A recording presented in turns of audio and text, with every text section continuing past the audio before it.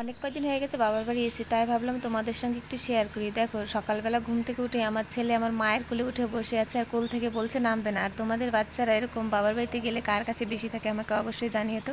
বাবার বাড়িতে হচ্ছে আম গাছ আছে, আর আম গাছে এত পরিমাণে আম হয়েছে যে প্রত্যেক দিন আম পড়ে। আর সেই আমগুলো আমি নিয়ে এসেছি, তারপরে ধুয়ে মাকে বললাম যে মা তুমি আমের চাটনি রান্না করে দিবা। বাবার বাড়িতে এসে কোনো কাজ না করার কারণে শরীরে এত পরিমাণ ক্লান্ত হয়ে যায় বা শরীরে মনে হয় যে জং ধরে গেছে। আর মা হচ্ছে জামা কাপড় ধুয়েছিল দাদার কিছু, তাই আমি মাকে বলছিলাম দাও মা আমি হচ্ছে মেলে দিই। আর আমার ছেলে দেখো এদিকে রোদের মধ্যে দিয়ে ঘুরছে। দেখো আমাদের বাড়ির সামনে ধানের জমি, দাদা হচ্ছে ধান খেতে জল দিচ্ছে, সেটাই আর কি আমি দেখতে গেছিলাম। আর দেখো ধানের জমিটা কত সুন্দর লাগছে দেখতে। এসে হাত পা ধুয়ে ভাত খেতে বসছে, আর দাদা ওই পাশে বসেছিল ভিডিও করি বলে ও লজ্জায় চলে গেছে। আর মা রান্না করেছে পাঙাশ মাছ, শাক আর হচ্ছে মাছের মাথা দিয়ে লাউ ঘন্ট।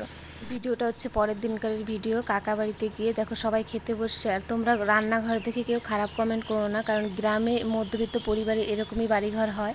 আর হচ্ছে একটা ঠাকুমা থাকে আর আমার হচ্ছে দুটো ঠাকুমা। আর দেখো বাবার বাড়িতে গেলে সবাই কত ভালোবাসে তাই না। দেখো নারকেল গাছে কত সুন্দর বাবুই পাখির বাসা বেঁধেছে, আর এই বাসাগুলো দেখলে সত্যি মন জুড়িয়ে যায়। আর পাখির বাসা থেকে একটা ডিম পড়েছে, সেই ডিমটা দেখে আমার খুব খারাপ লাগছিল যে যদি না পড়ে যেত তাহলে কত সুন্দর একটা বাচ্চা হতো। যখনই আমার বাবার বাড়িতে আসে তখনই ও কিন্তু গরুকে ঘাস দেয়, তাই ভাবলাম তোমাদের সঙ্গে একটু শেয়ার করি। আর ও কিন্তু গরুকে খুব ভালোবাসে। দেখো আমার কাকা হচ্ছে মাঠে জমিতে পটল চাষ করেছে, এখনো ছোট ছোট গাছ হয়নি, পটল হবে আর কয়দিন পর। ভিডিওটা এখানেই শেষ করলাম, আর দেখা হবে নেক্সট ভিডিওতে। ততক্ষণ তোমরা সুস্থ থেকো, ভালো থেকো। আর আমার এই ভিডিওটা কেমন লাগলো অবশ্যই তোমরা জানিও। টাটা।